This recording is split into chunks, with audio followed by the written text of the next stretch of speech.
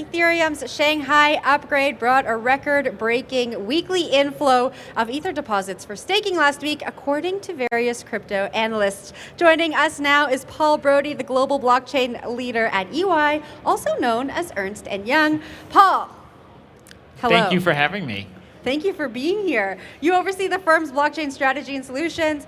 Tell us about your reaction to the Shanghai upgrade. So Shanghai was great. It's the finishing touch on the merge. It's the last piece that was left over.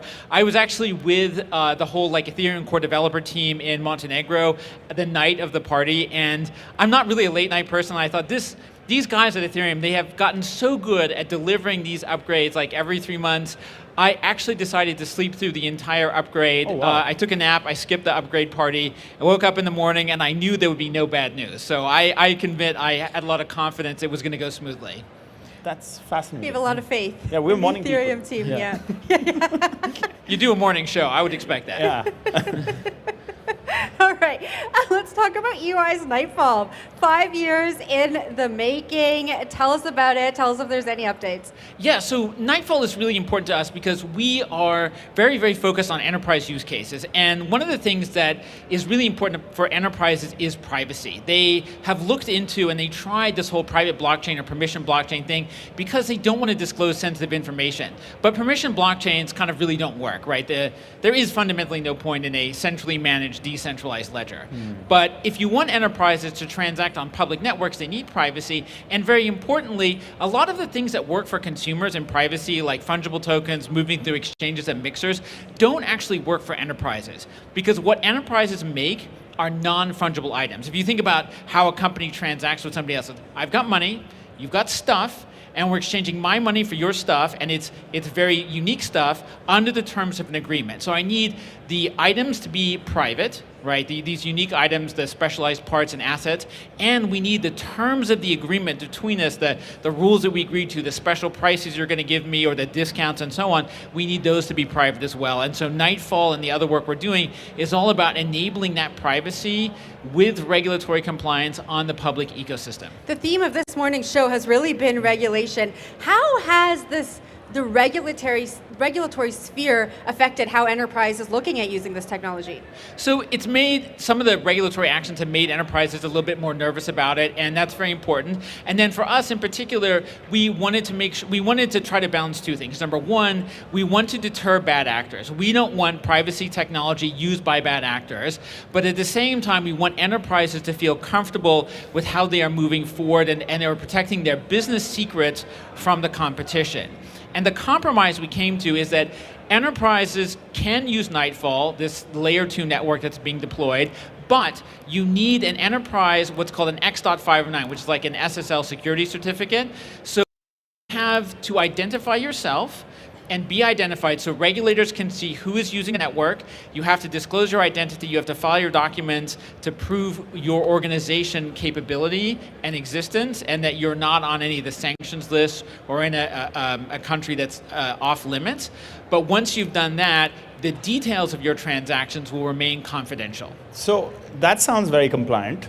And we've had a guest before you, Eric, who was talking about how we don't need to get involved with that stuff. So, Ernst & Young, the types, they have a way of functioning with government.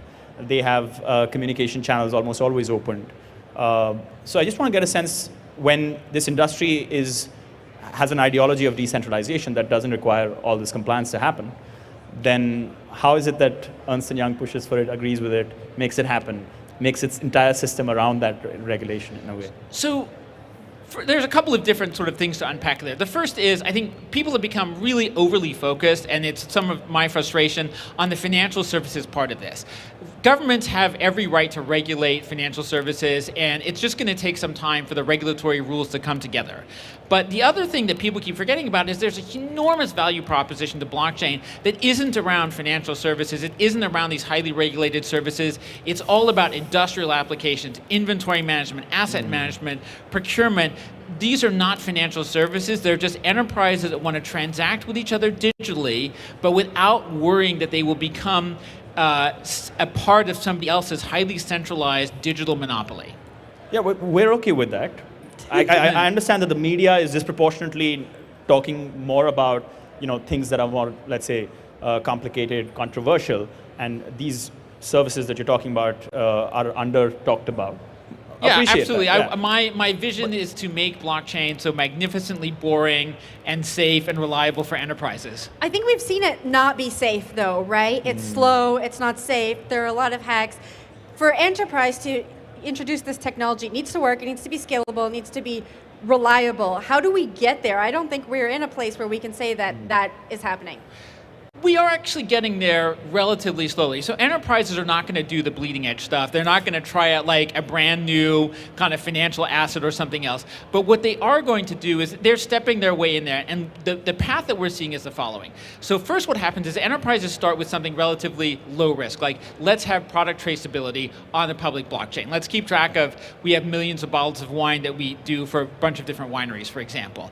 The next step is under privacy, moving around inventory traceability. And the beauty of inventory traceability is if somebody steals your inventory tokens, they haven't stolen your inventory. They haven't caused a fraud. You haven't lost the money. What they've done is they've given you some data corruption problems. So what will happen is over time, companies will work up the stack of increasing sophistication as they get comfortable with the complexity of the system, and then they will eventually close the loop with a smart contract, executing payment on chain, probably in the stable coin, right? So it's going to be a gradual process. One of the things that I talk a lot about to blockchain audiences and others is our expectations of how quickly things will materialize are unrealistic.